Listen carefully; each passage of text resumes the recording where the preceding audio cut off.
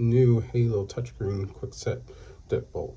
This one has a number pad as well as you can rekey it, so the keys to your entire house, the keys that work to the rest of your locks, will work with this one. So we're going to go ahead and switch this out. Now these things come apart with maybe like 5 or 6 different pieces, so it should be a pretty easy swap. So here we go. So the first thing I'm going to do is I'm going to go ahead and start disassembling the first lock that we originally had on here. It's also a Kwikset lock, but it comes apart basically the same way. There's a cover plate and then the locking mechanism along with the battery as well as the deadbolt. So Kwikset does a good job of having everything in the box and then numbering it so you know which order in which you have to install everything. That's very helpful, very useful to homeowners that might not be that handy, as well as anybody else that feels like they might not be able to tackle something like this. I'm gonna keep the old strike plate in there. Yeah, because look at the size difference. So much smaller. So I'm gonna keep the old strike plate in there. So here was the easy thing I missed the first time around, but I accidentally installed the deadbolt upside down. Typically on any deadbolt, they always have an up arrow or just the text up. And so make sure that's on the top of the deadbolt when you insert into the hole, and then go ahead and install your lock.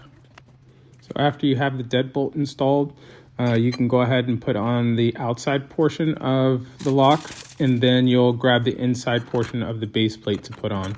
It secures with 2 screws, and it just screws right in. Make sure your electrical connector is coming through freely so that you can connect the inside of the door lock as well. After you get your screws all tightened up, you're going to go ahead and connect your electrical connector to the other component that you have on the inside of the door. And then you're just going to hang it there freely. Just make sure it doesn't fall or pull on the electrical wire too hard. But you're going to secure that with a couple small screws. I think you just left and right screws. So once it's all screwed in, and you're going to pop the battery in there. Make sure you're putting your battery in the correct way.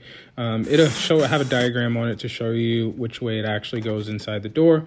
But as soon as you put it inside the door, you should start hearing the actuator in there, the locking mechanism going back and forth. Basically what it's doing is trying to calibrate to your specific door. So let it go ahead, work it, do its thing. I always leave the door open at this point. I don't close it. Just because if it gets stuck, I don't want to have to deal with a closed door that's not working. Next, you can install the cover plate with the 3 to 4 screws it came with.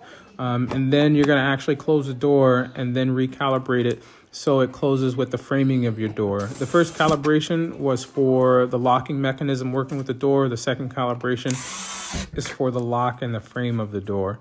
So these locks send a signal to an app. And it knows when it's jammed, when it's open, and when it's closed.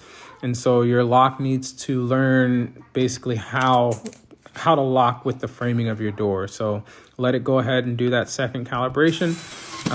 Once you're done with the second calibration, you're basically done.